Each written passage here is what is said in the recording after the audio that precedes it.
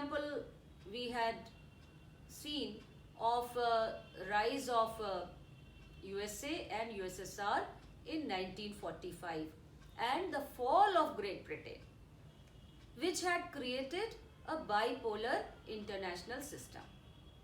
फिर उसके बाद 1990-91 में आपने देखा कि सोवियत संघ एक महाशक्ति थी, सुपर पावर थी.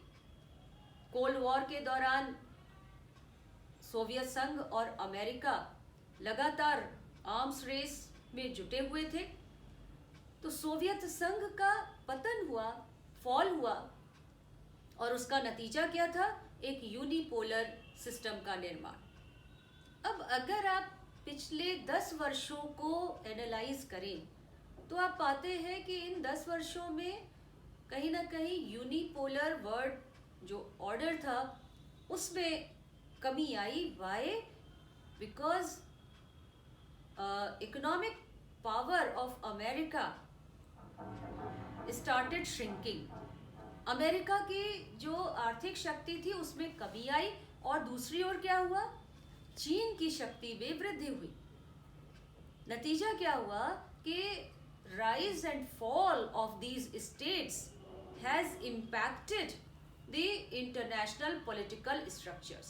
Today we witness a different kind of international political system, जहाँ हम देखते हैं कि एक और अगर अमेरिका और उसके कुछ साथी देश खड़े तो दूसरी ओर चीन उसको बैलेंस करने के लिए मौजूद है अपने मित्र देशों के साथ. नाउ ये इंटरनेशनल जो पॉलिटिकल स्ट्रक्चर्स हैं वो करते क्या हैं? They aim at creating a balance of power, although each state aspires to tilt the balance of power in its own favour.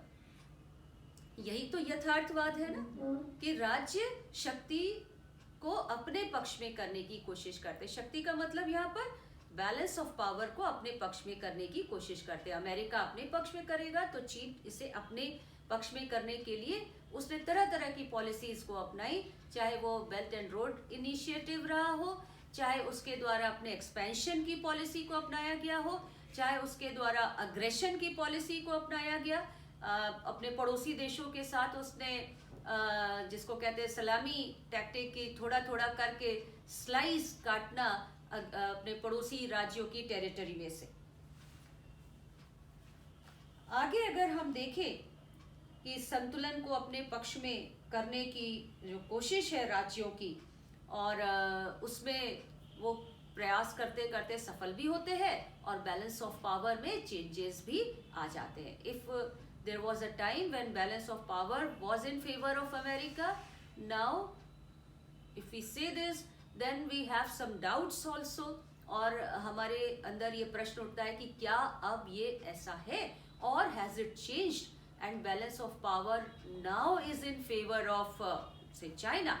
Asia की ओर अब आज हम बैलेंस ऑफ पावर को झुका हुआ देखते हैं. वॉल्ट्स का मानना है कि अंतर्राष्ट्रीय राजनीतिक व्यवस्था की संरचना में परिवर्तन हेतु बड़ी शक्तियों की महत्वपूर्ण भूमिका होती है.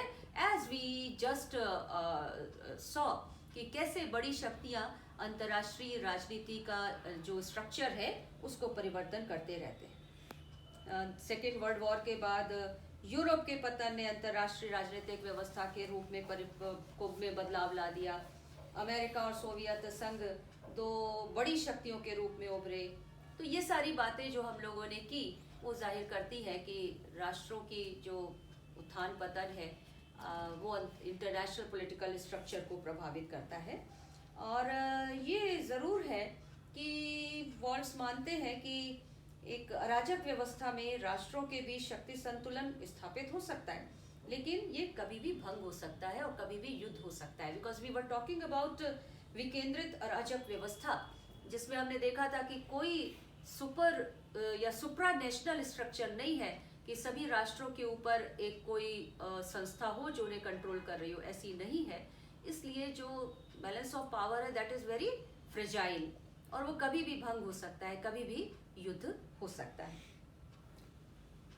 तो अंतर्राष्ट्रीय राजनीति के अंदर जितने भी उपागम है, we see that they aim at establishing peace, they all are in search of how to prevent war. कैसे युद्ध को रोका जाए और शांति स्थापित हो। वॉल्स ने भी अपने उपागम में यही खोज करने का प्रयास किया।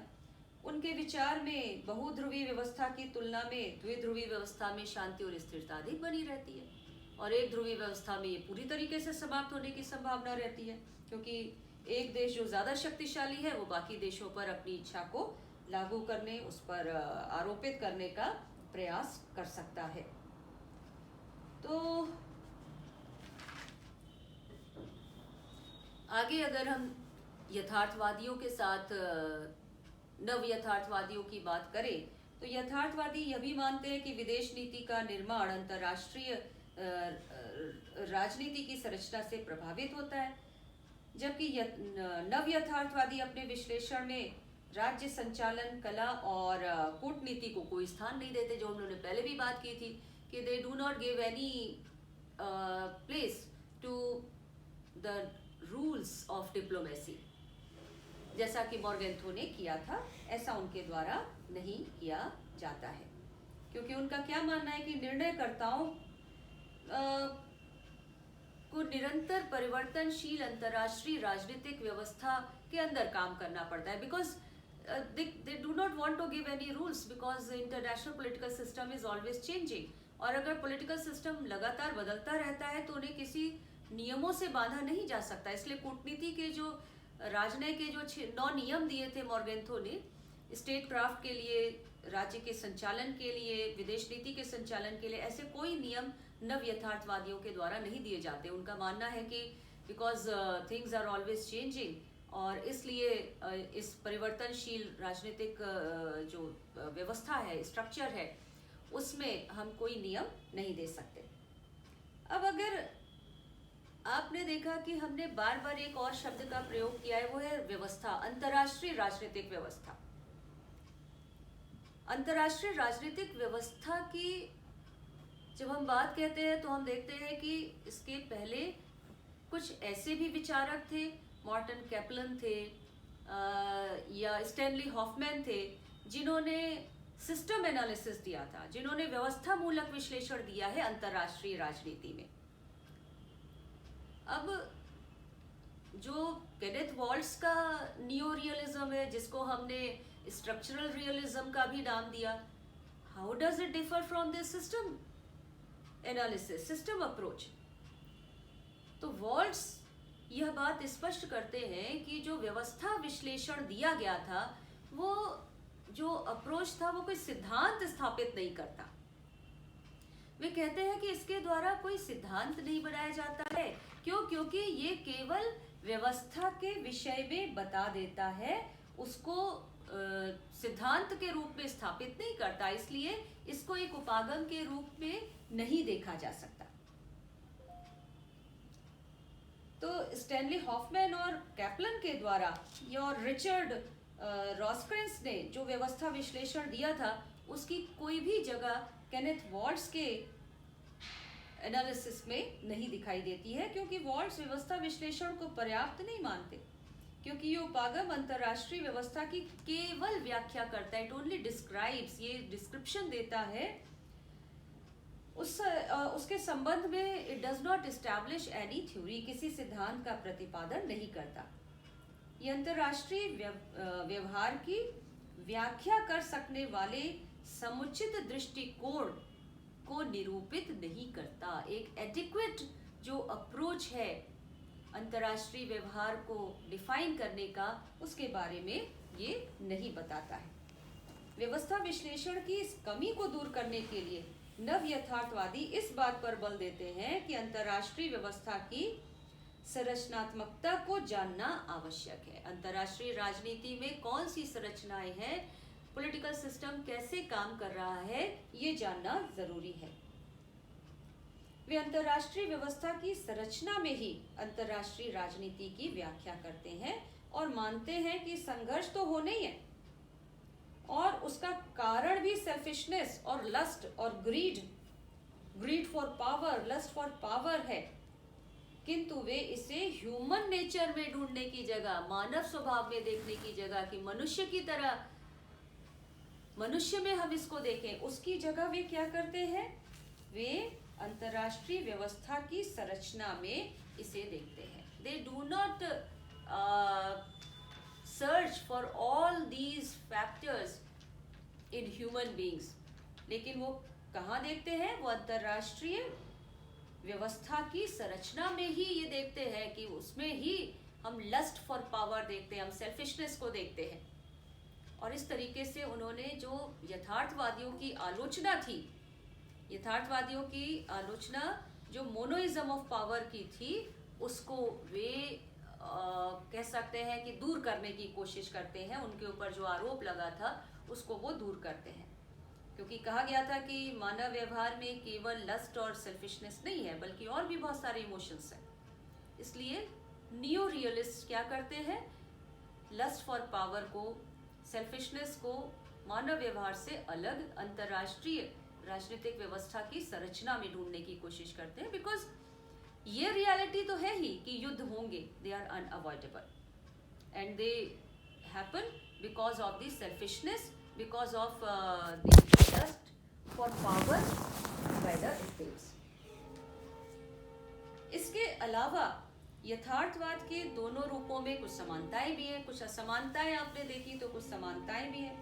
दोनों ही नेशनल इंटरेस्ट को प्राइमरी मानते हैं, राष्ट्रहित की प्रधानता, संघर्ष की इनएविटेबिलिटी की बात कहते हैं. मतलब संघर्ष की अवश्यंभाविता, यानी it has to happen, it will happen. जहां आइडियलिस्ट मानते थे कि संघर्ष तो हो जाते हैं बिकॉज जो सिचुएशन है वो ऐसी बन जाती है, कुछ मिसअंडरस्टैंडिंग्स होती हैं, और वैसे मनुष्य युद्ध करना नहीं चाहता है, वो तो बहुत पीस लविंग होता है. लेकिन रियलिस्ट और नियो रियलिस्ट दोनों ही मानते हैं कि राष्ट्रहित की प्रधानता होती है किसी भी राज्य के लिए अपनी फॉरेन पॉलिसी को बनाते समय. संघर्ष, conflicts are unavoidable and inevitable. शक्ति नीति के एक साधन के रूप में देखी जाती है इनके द्वारा. पावर क्या है? It is the basis of policy making. और आगे जाकर हम क्या देखते हैं कि पावर क्या बन जाती है? It becomes N and in itself. पहले पावर एक मीन्स के रूप में, शक्ति के माध्यम से हम नेशनल इंटरेस्ट को प्राप्त करने की कोशिश करते हैं. But gradually what happens? Power becomes N and in itself.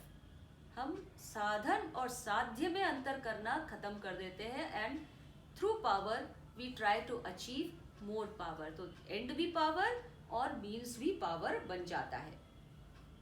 और साथ ही साथ अंतरराष्ट्रीय राजनीति में मूल्यों की जो अप्रासंगिकता है वो भी रियलिस्ट और नियो रियलिस्ट दोनों में कॉमन है. For both of them there are no moral values in international politics. दोनों के राइज के पीछे भी there are certain common reasons. उनकी एंसेस्ट्री जो है दैट इज ऑल्सो कॉमन. यथार्थवाद का जन्म दो विश्व युद्धों के बीच और द्वितीय विश्व युद्ध के बाद उसका विकास हुआ था. दो विश्व युद्धों के बीच जन्म हुआ और द्वितीय विश्व युद्ध के बाद उसका विकास हुआ. शीत युद्ध के अंत तक इसकी प्रासंगिकता भी बनी रही. शीत युद्ध के अंत इसलिए कहा गया क्योंकि इसने क्या करा कि अमेरिका की फॉरेन पॉलिसी को जस्टिफाई किया. व्हेन इट का मतलब यहाँ अमेरिका से है. When America abandoned its policy of isolation and adopted the policy of intervention in the name of containment of communism. तो यथार्थवाद दो विश्व युद्धों के बीच जन्मा, द्वितीय विश्व युद्ध के बाद उसका विकास हुआ और इसने अमेरिका की फॉरेन पॉलिसी को एक आधार प्रदान किया. और इसने ये स्पष्ट किया कि अमेरिका ने अलगाववाद को इसलिए छोड़ा क्योंकि कंटेनमेंट ऑफ कम्युनिज्म बहुत जरूरी था, और इसीलिए उसने दूसरे राज्यों की राजनीति में इंटरवेंशन भी किया. कोल्ड वॉर खत्म हो गया 1990 में. तब ये लगा कि अब तो कंटेनमेंट ऑफ कम्युनिज्म हो गया, यूएसएसआर का पतन हो गया, तो इसका मतलब है कि अब यथार्थवाद की आवश्यकता नहीं है.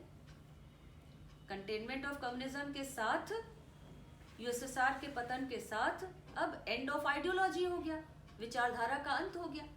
लेकिन यथार्थवादियों ने इसे स्वीकार नहीं किया और उन्होंने कहा कि वेट एंड वॉच की पॉलिसी अपनानी चाहिए। We should wait and watch and see that this fall of communism is permanent. ऐसा तो नहीं कि ये फिर से ऊपर आ जाए। तो कंटेनमेंट की पॉलिसी का जो लक्ष्य था वो पूरा होने के बाद भी इसने अपना अंत नहीं किया और यथार्थवाद ने बैलेंस ऑफ पावर के नाम पर अपनी प्रासंगिकता को बनाए रखना, इसने ये सारे तर्क अपने आप को बनाए रखने के लिए दिए। तो यथार्थवाद और नव यथार्थवाद में ये कुछ हम डिफरेंसेस देख सकते हैं, कुछ समानताएं भी देख सकते हैं, कुछ असमानताएं भी देख सकते हैं और भी बहुत सारी चीज़ें इसमें मौजूद हैं जो जिनके विषय में बात करना चाहिए। और अगले क्लास में हम लोग इसके बारे में और आगे बात भी करेंगे और देखेंगे कि कैसे नव यथार्थवाद का विकास हुआ और कैसे नव यथार्थवाद ने आगे जाकर एंड ऑफ हिस्ट्री जो फ्रांसिस फुकुयामा के द्वारा कहा गया और दूसरा क्लैश ऑफ सिविलाइजेशंस जो सैमुअल हंटिंगटन के द्वारा सिद्धांत दिया गया,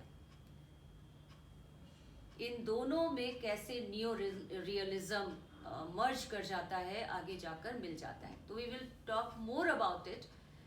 आपका जो स्ट्रक्चरल रियलिज्म है उसके आगे हम लोग डिफेंसिव ऑफेंसिव जो रियलिज्म है उसकी बात भी करेंगे।